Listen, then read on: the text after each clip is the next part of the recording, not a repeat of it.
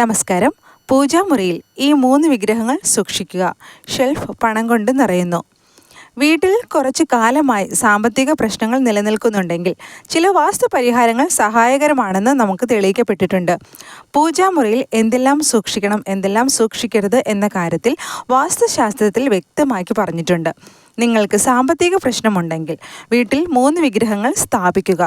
വാസ്തുശാസ്ത്ര പ്രകാരം ഈ 3 വിഗ്രഹങ്ങളും ലക്ഷ്മി ദേവി, കുബേരൻ, സമ്പത്തിൻ്റെ ദേവനായ ഗണേശൻ എന്നിവരുടേതാണ് വെക്കേണ്ടത്. ഹിന്ദു മതവുമായി ബന്ധപ്പെട്ട വിശ്വാസങ്ങളിൽ ലക്ഷ്മി ദേവിയെ സമ്പത്തിൻ്റെ ദേവതയായി വിളിക്കുമ്പോൾ കുബേരനെ സമ്പത്തിൻ്റെ ദേവനായി വിളിക്കുന്നു. ഇതോടൊപ്പം ഗണേശ ഭഗവാനെ സന്തോഷത്തിൻ്റെയും സമൃദ്ധിയുടെയും ദൈവമായി കണക്കാക്കുന്നു.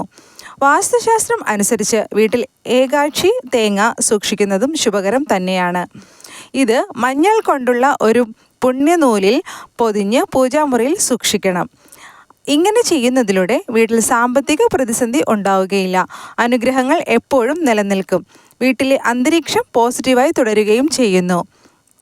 അതുപോലെ പൂജാമുറിയിൽ തകർന്ന വിഗ്രഹങ്ങളോ ചിത്രങ്ങളോ സൂക്ഷിക്കരുത്. ഇത് അശുഭകരം തന്നെയാണ്. പതിവായി ആരാധിക്കുന്ന വിഗ്രഹങ്ങൾ മാത്രം പൂജാമുറിയിൽ സൂക്ഷിക്കുക.